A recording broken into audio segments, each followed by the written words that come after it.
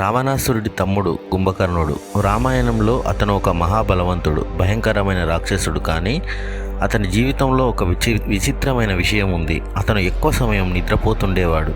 ఆ నిద్ర వెనుక ఉన్న కథ ఎంతో ఆసక్తికరంగా ఉంటుంది. భాగవత పురాణం ప్రకారం వైకుంఠంలో శ్రీ మహావిష్ణువుకు ద్వారపాలకులుగా ఉన్న జయ విజయులు ఒకసారి సనక, సనందన వంటి సనత్ కుమారులను చిన్నపిల్లలుగా భావించి లోపలికి అనుమతించలేదు. దీనికి కోపించిన సనత్ కుమారులు వారిని భూమిపై జన్మించమని శపించారు. అప్పుడు విష్ణుమూర్తి వారికి 2 మార్గాలు సూచించాడు. 7 జన్మలు భక్తులుగా పుట్టండి, లేదా 3 జన్మలు శత్రువులుగా పుట్టండి అని. వారు 3 జన్మలు శత్రువులుగా పుడతామని ఎంచుకున్నారు. అలా వారు కృతయుగంలో హిరణ్యాక్షుడు, హిరణ్యకశపుడుగా పుడతారు. త్రేతాయుగంలో రావణాసురుడు, కుంభకర్ణుడిగా జన్మించారు. ద్వాపర యుగంలో శిశుపాలుడు, దంతవక్రుడుగా జన్మించారు. ఈ విధంగా శాప విమోచనం పొంది తిరిగి వైకుంఠానికి చేరుకున్నారు. బ్రాహ్మణుడైన విశ్రవసుడు మరియు దైత్యరాజు సుమాలికి కుమార్తె అయిన కైకసికి రావణుడు, కుంభకర్ణుడు జన్మించారు. సుమాలి తన వంశానికి అత్యంత శక్తివంతుడైన వారసుడు కావాలని కోరుకున్నాడు. అందుకే విశ్రవసునితో తన కుమార్తెకు వివాహం జరిపించాడు. ఒకసారి కైకసి అనుకూలమైన సమయం కాకపోయినా విశ్రవసుని దగ్గరకు సంతానం కోసం వెళ్ళింది. విశ్రవసుడు ఇది సరైన సమయం కాదని హెచ్చరించినా ఆమె మాట వినలేదు. అందుకే పుట్టిన సంతానం ఘోర స్వభావం కలిగిన వారిగా మారింది.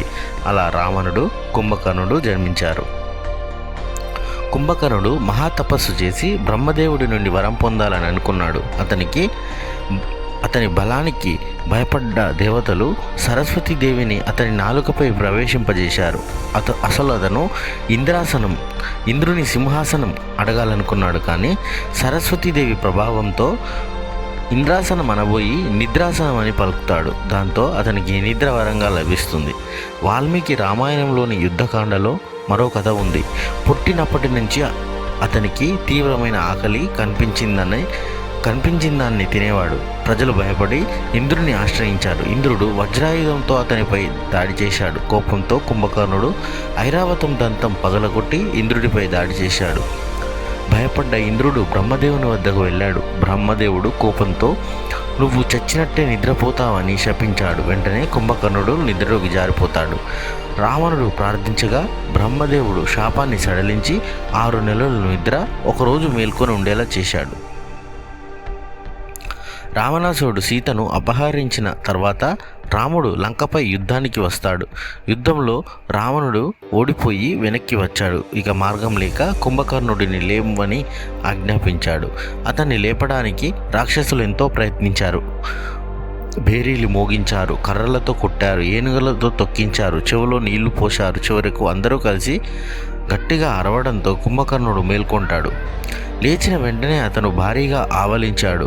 ముందున్న మాంసం, అన్నం, మద్యాన్ని అన్నింటినీ తింటాడు.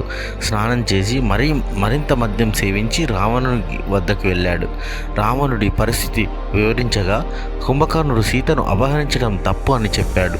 విభీషణుడి సలహా మంచిదని అన్నాడు. కానీ అన్నయ్య కోసం యుద్ధానికి వెళ్ళాలని నిర్ణయించుకుంటాడు. కోట గోడను 1 అడుగులో దాటి యుద్ధరంగానికి వచ్చాడు. వానరసేన భయంతో పారిపోయింది. అంగదుడు వారికి ధైర్యం చెప్పాడు. వానరులు వేసిన రాళ్ళు అతనికి ఈగలు తగిలినట్టే అనిపించాయి. హనుమంతుడు విసిరిన పర్వత శిఖరం వల్ల కొద్దిగా గాయపైనప్పటికీ సుగ్రీవుడు అతని శూలాన్ని విరిచాడు. కుంభకర్ణుడు సుగ్రీవుడిని పట్టుకొని లంక వైపు తీసుకెళ్లాడు. కానీ సుగ్రీవుడు అతని చెవులు, ముక్కు కొరికి తప్పించుకున్నాడు. లక్ష్మణుడు బాణాలతో గాయపరిచాడు. రాముడు రౌద్రాస్త్రం ప్రయోగిస్తాడు. చివరకు రాముడు వాయువాస్త్రంతో ఒక చెయ్యి, ఐంద్రాస్త్రంతో మరో చెయ్యి నరికేశాడు. మరిన్ని బాణాలతో కాళ్ళు కూడా నరికేశాడు. చేతులు కాళ్ళు లేకపోయినా కుంభకర్ణుడు ముందుకు సాగుతూనే ఉంటాడు. చివరకు రాముడు ఐంద్రాస్త్రంతో అతన్ని సంహరిస్తాడు. అతని భారీ శరీరం నేలపై పడగా అనేక మంది వానరులు, రాక్షసులు నలిగి మరణిస్తారు. దేవతలు రాముణ్ణి స్తుతించుకుంటారు. రావణుడు తీవ్రంగా దుఃఖించాడు. కుంభకర్ణుడి కుమారులు కుంభుడు, నికుంభుడు కూడా తర్వాత యుద్ధంలో అమరులైపోతారు. ఇలా కుంభకర్ణుడు మహాబలవంతుడైన విధి, శాపం, అన్నయ్యపై ప్రేమ ఇవన్నీ కలిసి అతని జీవితాన్ని నిర్ణయిస్తాయి. Thank you.